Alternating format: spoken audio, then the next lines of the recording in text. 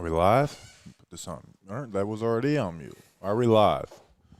What's going on, people? Can you hear us? Are we live for the people? We're live for the people. What's going on for the people? How's the people doing? Happy Sunday. Happy Sunday, and welcome to the last Giants training camp live stream practice recap brought to you by Bareburger, presented by Talking Giants. Try and make that longer than the Tony Award. Yeah, maybe if Tony continues to just not play, we'll change it to the Bareburger Award at the end of the year. Actually, we should get that sponsored at some point because that's a valuable award. All right, let's go. We're doing our last training camp recap. Not the most fun one to talk about. Very bad day for the offense. And then I'm heading off to Florida. Justin. Something that should be talked about, though, is the injuries. Yeah. They're starting to pile up, man. You want a list? I'm going to give you a list. You ready for a list? Everybody loves a good list. Well, Duggan put together, literally a whole list, and it was damn, he did? Two full tweets. I was planning on actually making an iPhone notes one. So let's compare notes to Dan Duggan. Here's what I got.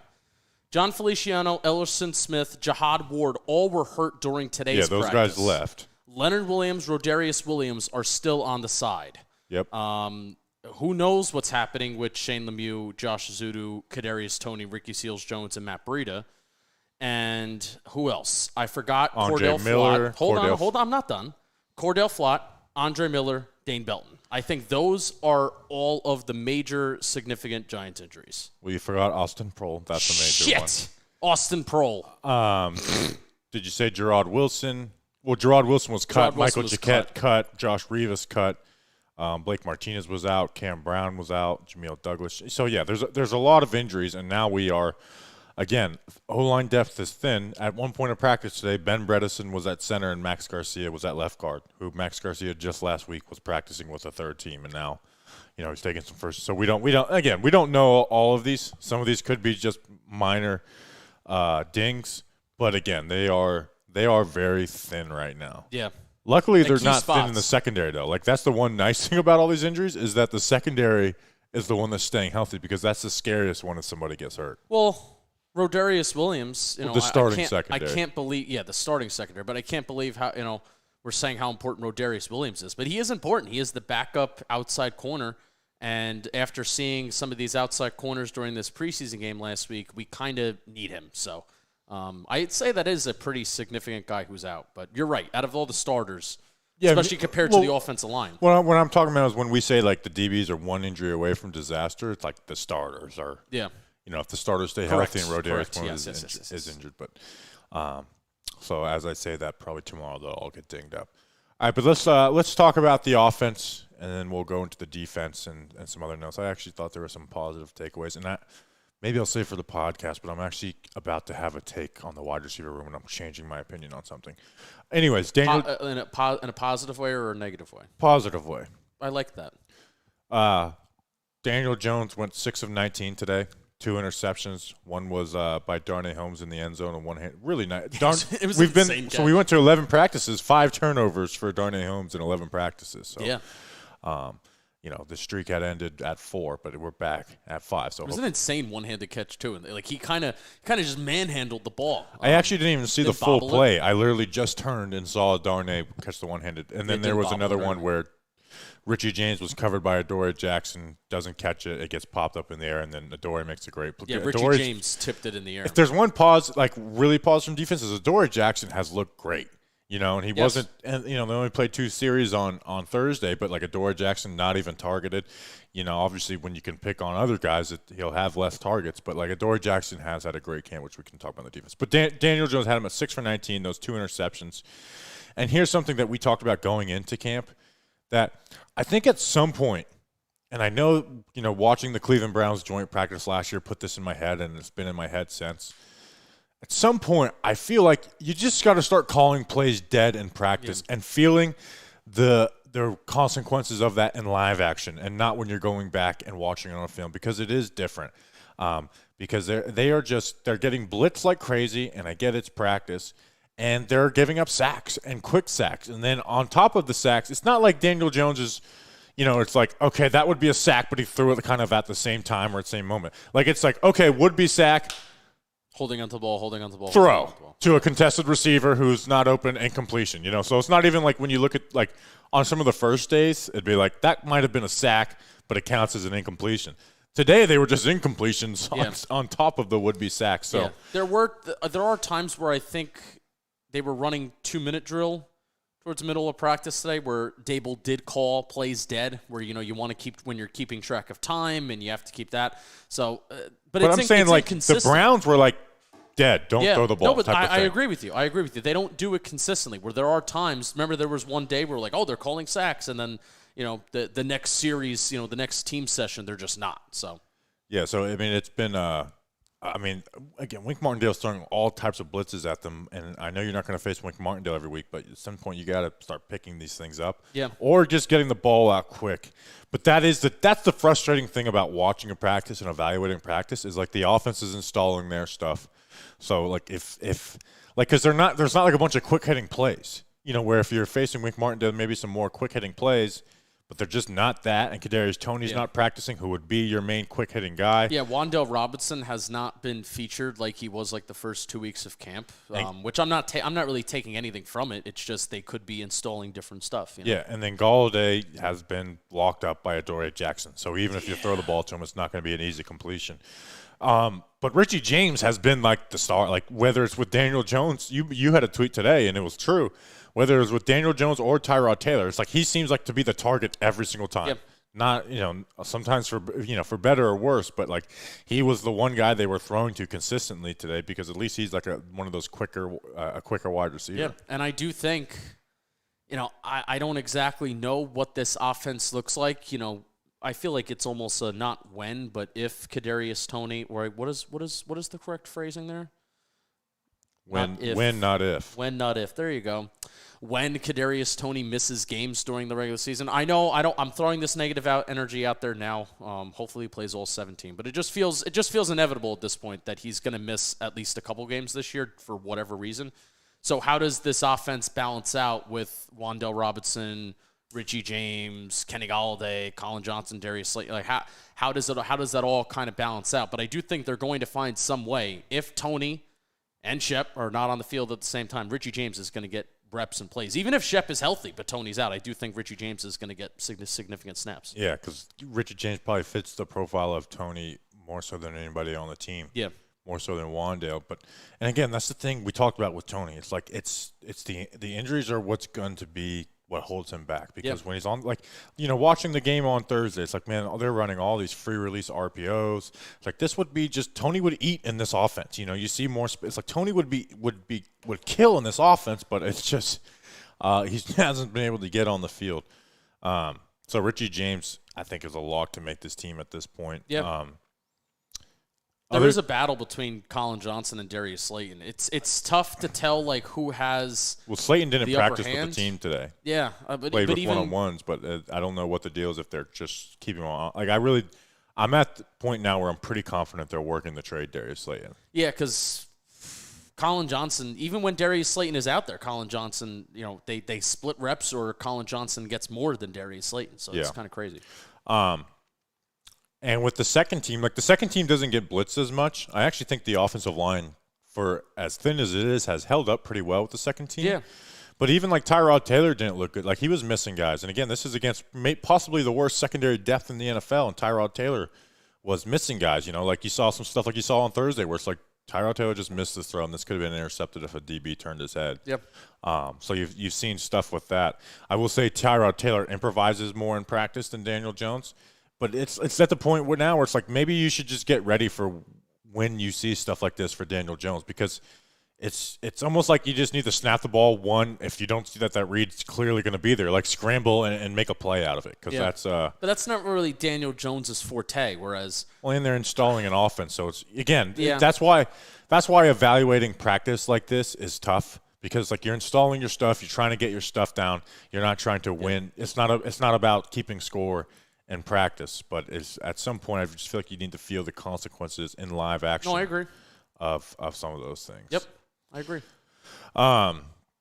So with injuries down, I had Devery Hamilton as the back. Devery Hamilton, as much as we've talked about him being the backup left tackle, he's actually looked kind of decent throughout camp.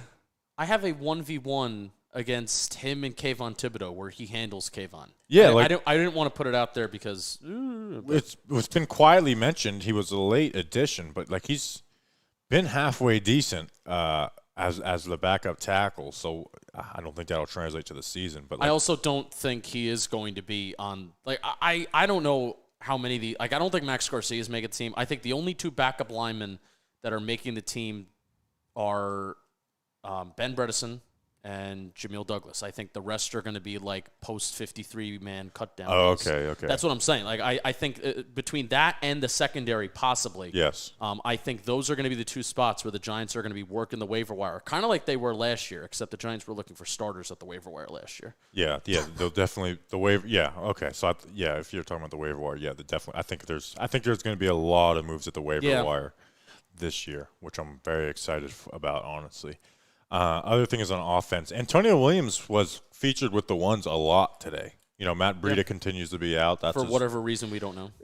Yeah, Antonio Williams had I don't know if it updated through Saturday, but Antonio Williams led all running backs in yards after contact. Yeah, where did you see that? Pro Football Reference?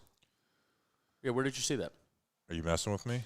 No, but where did you see that? Because I heard you say that during practice. I don't like them. I don't like giving them any advertising. Oh, you saw? Oh, okay. So it was PFF. Okay. I don't. They don't get any. I won't ever say anything good about them. Okay.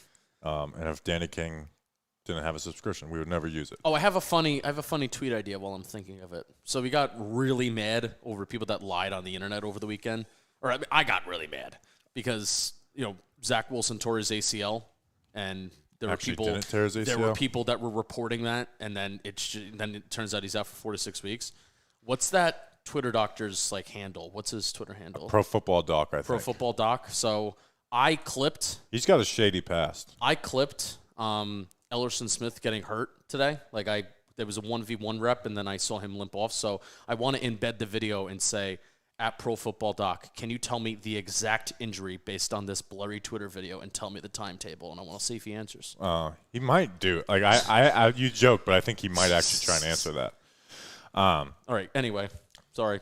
Other offensive thing. There was one time with the first team that the wide receivers were Richie James. Oh, okay, that doesn't sound crazy. C.J. Board. Well, he's done that before. And Robert Foster were getting first-team reps with the wide receivers at some point. Gotta see these guys, man. John Feliciano left early. That's not great, especially with the Shane Lemieux injury.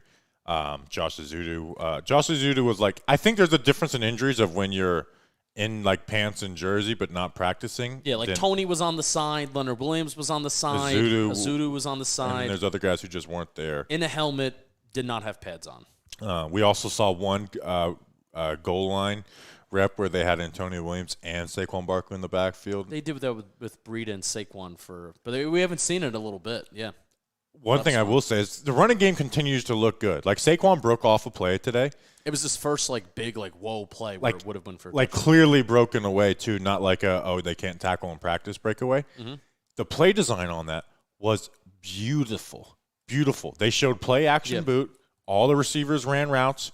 Daniel Bellinger came across the line. Daniel Jones booted out. The offensive line went to the right, except for Andrew Thomas, who hinged out the backside blocker, and just wide open hole, bam, gone. I mean, the safety came and crashed down to the other side. Zion Gilbert. The reason why it was a touchdown is because I think Zion Gilbert was I don't know if he was a safety, but he was a corner. He was deep. He was deep down the field, and you saw him running across the field the entirely wrong way. That was Zion Gilbert? I think 38. So I think Zion Gilbert's 38. Okay. So, that was a pretty cool – but, again, they continue to run the ball well. So, there's one good takeaway from the offense that's been consistent throughout camp.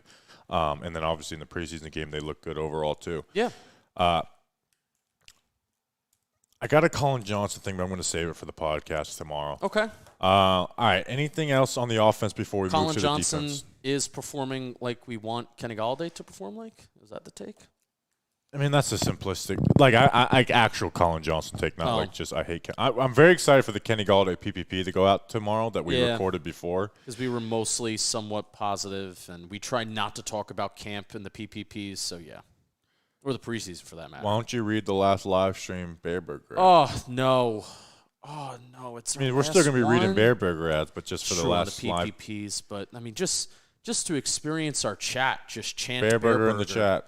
just chanting Bareburger, harassing me that, Justin, it's been 30 seconds. And like the stream, guys. It's been 30 seconds. How come you haven't talked about Bareburger? I'm sorry, but we thank Bareburger. They've been really cool to us. They've been very kind to us. They're sponsoring our summer series, all the things that we're doing this summer. They're a burger joint. They're not the type to be bogged down by the labels. Their menu is filled with options for everyone, regardless of dietary preferences, whether you're 100% vegan or you think ketchup is a vegetable. They won't judge. At Bareburger, there's only one dietary restriction. You'll be limited to food that's made to taste great. They have the best happy hour in New York City. There's a ton of locations in New York City. This even includes there's a location in Westfield, the closest where I am. There's a location in Montclair. I believe there's one in Hoboken. There's one in Brooklyn. If you're in downtown, exotic burgers. That's what they're known for. That's where they got. That's what they got. Elk burgers, ostrich burgers, and bison burgers. Click the link in our description to find yourself at your favorite new happy hour spot, burger joint, and luncheon. Bareburger Kitchen and Bar. It's very, very good. Very, very good. Thank you to Bareburger. Well, you could save your Pro Football Doc tweet. Look, no. Dan Duggan, Ellerson Smith, torn. No, I'm just kidding. We're live streaming, so I didn't want to do that to the chat. No, yeah, don't do that to the chat. Azeez Ojulari came back today. He didn't practice in team period, but was out there in individuals, looking pretty good. That was so it's like, okay, they got the preseason game. Now we have a month of practices for Azeez Ojulari to get ready for the game. Yes, like we have 1 full month of practices before they go into week 1 versus the Titans. So good to get him back. Obviously didn't perform in team drill, so no report on how he looked. But with Jihad Ward going down and Ellerson Smith, Quincy Roche took advantage of the opportunity and continues to look very good in practice. And again, now this was against second team or first team. Like he got some first team reps today for the first time. He looked good, and he, out of all the edge guys on Thursday, he looked the best. Didn't look outstanding, but he did look the best out of that group. Yep. Kayvon had some really good run reps, but just overall, Roche did perform the best. He belongs on this roster, and I truly believe he belongs as a third edge guy after Kayvon and Azeez. I really do. He outperforms everybody else, and he's done it in regular season games. Like, not just like, oh, he's doing good in camp. Let's look at the resumes of every edge defender. Quincy Roche did better than any Jihad Ward season, or at the very worst, the exact same. Ellerson Smith has never done anything in a game. And he's just he's not having a good camp. O'Shane Zimenez, he outperformed O'Shane Zimenez last year, obviously. O'Shane Zimenez hasn't touched the QB since 2019. Ooh, so burn. Quincy Roche, I truly think belongs not only on this roster, but as the number 3 edge. If you want to throw Jihad Ward in there, fine. For those 3 outside linebacker looks when you which they're going to bump him inside. But Quincy Roche belongs ahead of the roster than all of these guys. Yeah, I agree. It's going to be it will be a kind of an outrage. Like, oh, you thought that we were a little frustrated when Ryan Conley was cut? Like, that Quincy Roche, if that happens, that will be a very big upset. Yeah, he's going into his second year, and he showed some promise to be a solid player in the NFL last year. I remember when we were when we were doing our outside linebacker review, and I said, I asked the people the question, would you re-sign Lorenzo Carter for $3 million a year? And people are like, oh, yeah, he's worth that. I was like, he may be worth that, but the Giants shouldn't spend that money there because they have someone who can match his production in Quincy Roche. Jihad Ward's not going to do that. Ellerson Smith, awesome that he's got a high ceiling, but he hasn't done anything. No. O'Shane Zimenez should not be that guy. So, again, I think Quincy Roche belongs on the roster. And, again, getting playing time, being in that actual rotation. Agreed.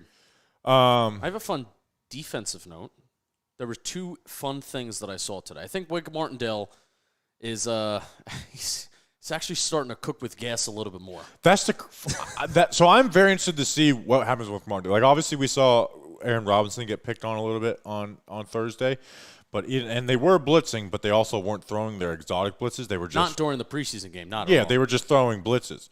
But man, they're throwing all types of different stuff. There's times where they're going cover 0, like. Wink is it's gonna be a show this year. That's what I'll say. So I'll tell you what some nuggets that I saw today. There were 3 separate things. There was one play where Daniel Bellinger started out wide against the first team offense. Kayvon Thibodeau was out wide covering Daniel Bellinger when Daniel Bellinger was lined up out wide, kind of lined up where wide receivers are lined up. Kayvon Thibodeau was out there, and then Daniel Bellinger motioned back in, put his hand in the dirt. And then Kayvon followed. So you're thinking, oh, that's man coverage. So I watched when the ball was snapped. Kayvon Thibodeau covered Daniel Bellinger in man coverage. Kind of hugged him at the line. Maybe it's a holding call. A lot is legal within 5 yards. So that is something that I saw that was significant. Kayvon Thibodeau in man coverage against a tight end, which from what we've heard from some people on the beat, he's looked good in coverage this camp, and he's done it often. He dropped in there a couple times in the preseason game. And even that, remember that Andre Miller touchdown in FanFest? Yeah. Kayvon was in coverage on that. There you go. I also saw Dexter Lawrence as a stand-up pass rusher in the A-gap. We've seen this drill that they work on in individuals, and I've clipped it on my Twitter, where there's interior defensive linemen that are standing up and they're like dipping their shoulder. Now that could be a common thing, but I just thought it was interesting that they do that in individuals quite often while standing up. And we saw it almost for the first time with Dexter Lawrence doing it with the first team and actually team drills. So I thought that was interesting. And also, this is something that didn't happen. It wasn't just a one-off thing. It was happening for quite a few consecutive plays in a row. Micah McFadden with both the first team and the second team, maybe the third team too, but the first team and some of the backups, Micah McFadden was lining up as an edge rusher, and he was getting after the quarterback. They did that in the game on Thursday. I think that's what, to go back to our preseason preview pod with Doug, and I was like, I just feel like McFadden's a gamer. Yeah. And I think we saw that. He had a really solid, after the game I said I think that Darian Beavers is the player of the game. After watching the film, I was like, no, Micah McFadden's the player of the game for me. Like he was like seemed like the best player on the field for the Giants on Thursday. Cool. I know we hit on it at the top, but Adoree Jackson really has been awesome. Now he's going against Kenny Golladay, which can maybe help a little bit, but he has looked really, really good, and I think he's ready to step up to be the cornerback one, and he's a fit for the Wink Martindale defense, where he's going to get his hands on the ball a lot this year. Hopefully that turns into interceptions and not dropped interceptions. But he's going to get his hands on the ball a lot this year, and I'm really excited to see how his year is. Like, yeah, is he going to hold his receivers to like 20 yards per game like last year, whatever it was? Probably not, but he's going to make some plays. Like, he might lead. If he doesn't get interceptions, he'll probably lead the league in pass breakups or be up at the top because he's been really good. And then after last year where he had a top 5 season as far as yards per target and yards per completion against him, so excited for him. Darnay, I think Darnay has been hit or miss in camp. Like, we'll remember the interceptions and stuff, but there is also times where he's been targeted and when he's in man coverage. And then Aaron Robinson gave maybe the most successful Daniel Jones throw today was to C.J. Board. That sounds great, doesn't it? And C.J. Board just kind of like mossed it over Aaron Robinson. Are we back on the boat of last year where we saw the repercussions of Daniel Jones not throwing to his targets over the summer, and then it took him a little time to get the offense rolling. And if you even consider the offense to be quote unquote rolling against Washington and New Orleans, where they didn't even break 30 points, and it took them 5 quarters to get close to breaking 30 points against New Orleans. Is that a thing that's creeping up in your mind? Daniel Jones not being able to get as much reps as possible. I mean, the only one that's missing is really Tony. Golladay has been out there. It's just that he hasn't looked good, I would just say, yeah, it worries me with Kadarius Toney, not Golladay. Yeah. I don't think it's a timing thing with Golladay. It's just Golladay being Golladay. Yeah. With Toney, because guess what? They're going to do a lot of RPOs. They're going to do, I broke down that Richie James touchdown the other day. Like, they're going to ask Toney to do some of those things. Yeah. And there's a ton of nuance in that, where it just these unspoken things, and we've seen the chemistry that Tyrod Taylor and Richie James have. Like, we've seen that happen and evolve as camp has kind of gone on, and that comes from them throwing the ball with each other often. So that little improvisation. So Big Dave says Dex Lawrence number 2 corner might be the answer. Not a bad idea. So we're going to ask you some questions. We're going to head out. Our final one. Before we head out, before we answer questions, I do want to say thank you guys for doing this, joining us in these. It's been you guys joining and giving us views makes it to where we're going to be able to do this next year, where we can, like obviously we, Bareburger, if you guys didn't notice, pays to have their name on it. So they pay us to go to training camp. So, next year we'll be doing this again. It's like, hey, it was great success at training camp this year. And maybe next year will be even more exciting. Maybe we'll have a new QB, which would be very exciting. I think because we were so small in 2019, you weren't even with me in 2019, new QB fever is insane. It's insane. So thank you guys for joining us. Obviously, we still have our player profile projections, podcast every weekday for the next 3 weeks, I believe. So we'll still have tons of content and preseason stuff. And I'll give you a little behind-the-scenes business update. How about that? We're doing good in terms of this Bareburger package, in terms of our socials, in terms of these live streams and the PPPs. And the reason why we're doing good and the reason why we're hitting our deliverables is because of you guys that are watching. So thank you so much. And I want to put some questions in there. We're not ending just yet. Put some questions in there. But I want to thank Bobby Skinner too, because he comes up from Florida. This is 3 weeks of his life. He doesn't have to do this. I could be the one that's just going to Giants practices and then whatever we can. He could do this remotely and he could look at the Stop saying nice things about Twitter. Me. It's making me uncomfortable. But he comes up. I wouldn't want to leave where I live for 3 weeks, and he did it. So thank you, Bobby. We got to bring back early listeners of Talking Giants. Remember the hashtag bully Justin to Florida. Oh yeah. Bully Justin to Florida. Dougie Fresh says, biggest surprise and disappointment of summer. I think biggest surprise.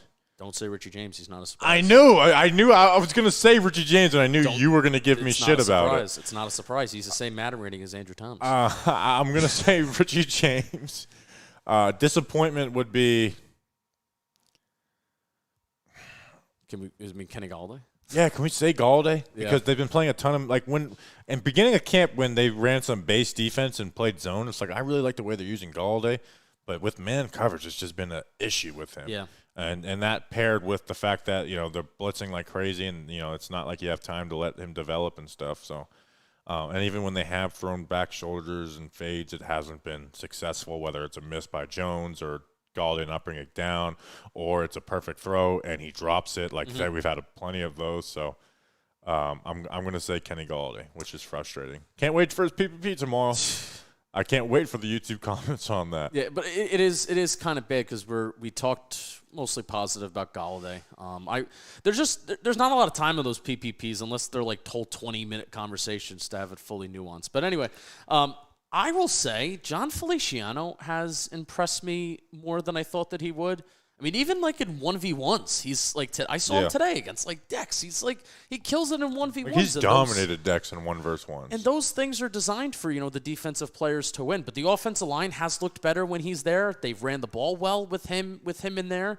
So I will say John Feliciano has surprised me the most. And I will say I did not expect Darian Beavers.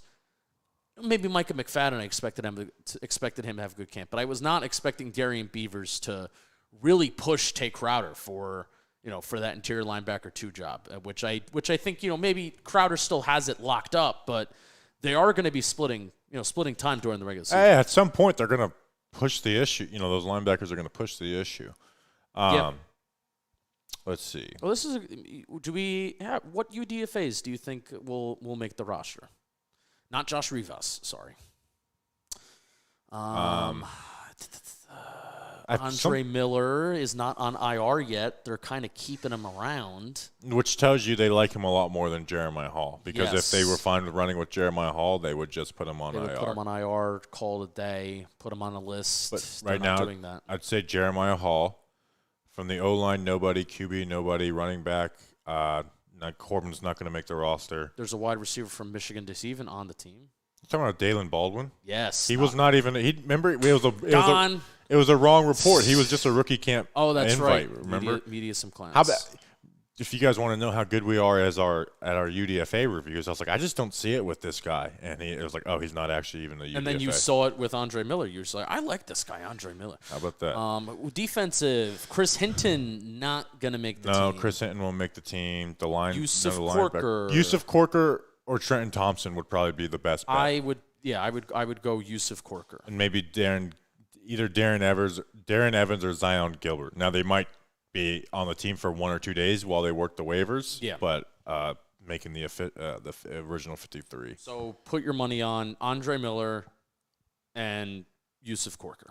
And then if you want to feel wild, Trenton Thompson. Is Nick Gates going to make the team? I think he's just going to be on PUP, which means he's on the team. But I saw something that someone just retracted the message about like Daniel Jones and Adderall or something. Oh, really?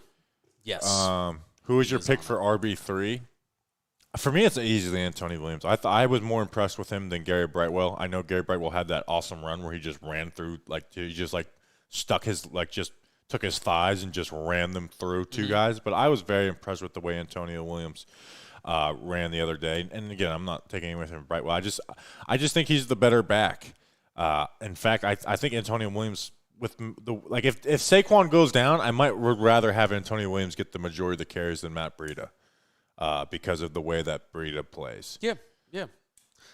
There's a good question. So this earlier is the tight end 2/tight end 3 on the roster right now.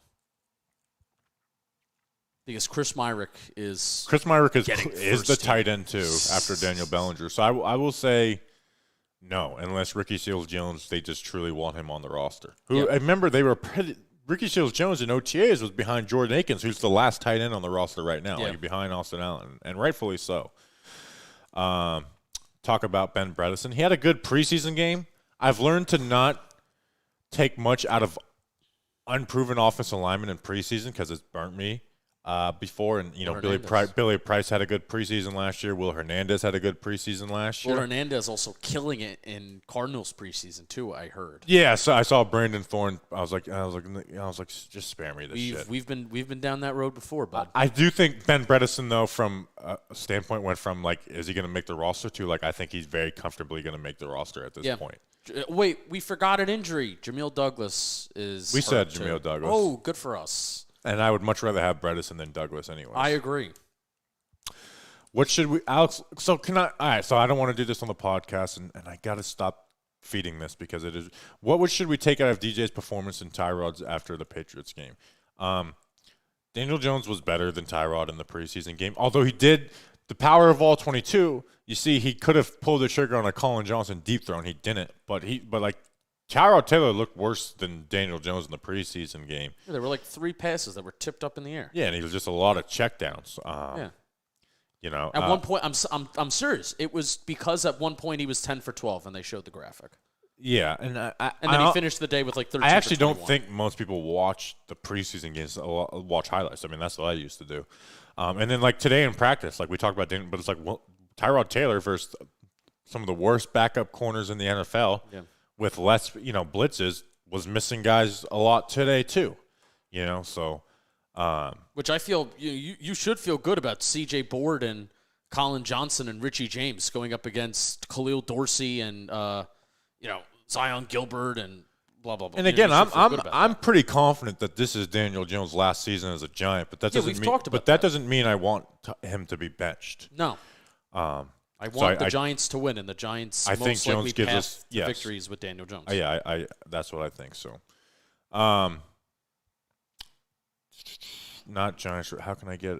I can't answer that on here because I don't even know the real answer because we're trying to get all 22 film right now. It's on Game Pass, but who has been the most fun to watch on offense and defense? And we'll close off on that. So we went into full question stuff.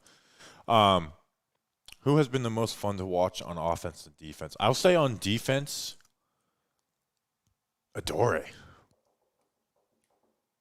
Yeah, like if we were people who just like if we were defensive coordinators and not just fans who want to see the offense do well, we would be talking about how great of a camp Adore Jackson's having. Yeah, I would say Leonard Williams too, because I'm just a Leonard Williams fan. He has balled in camp. Darian Beavers Darian Beavers has been fun to watch in camp too. But Adore as the guy that you would just your eyes would go to him and he's making a pass deflection, or you would watch him and he's just not being targeted.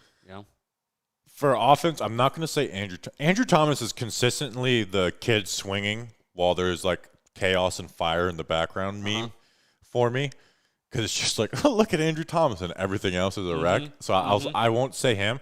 I'll say Shane Lemieux. Shane Lemieux's had a good camp. Yep. He looked pretty solid in the preseason game, so I'm really we really need him to get healthy and be back ready for week 1. Yeah, because Josh Asudu.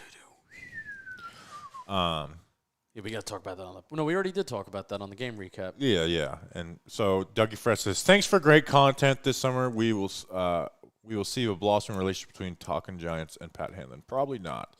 Even though I thought about being like, oh, you want us to not record video? Send me the all 22. Yeah, yes. Should I do that? He's not going to do it. Maybe have a second conversation with him. Well, I mean, the practice is done, so. But like, hey, listen, I'll give you 2 days worth of Giants propaganda for the All-22 film. Yeah. No, just kidding.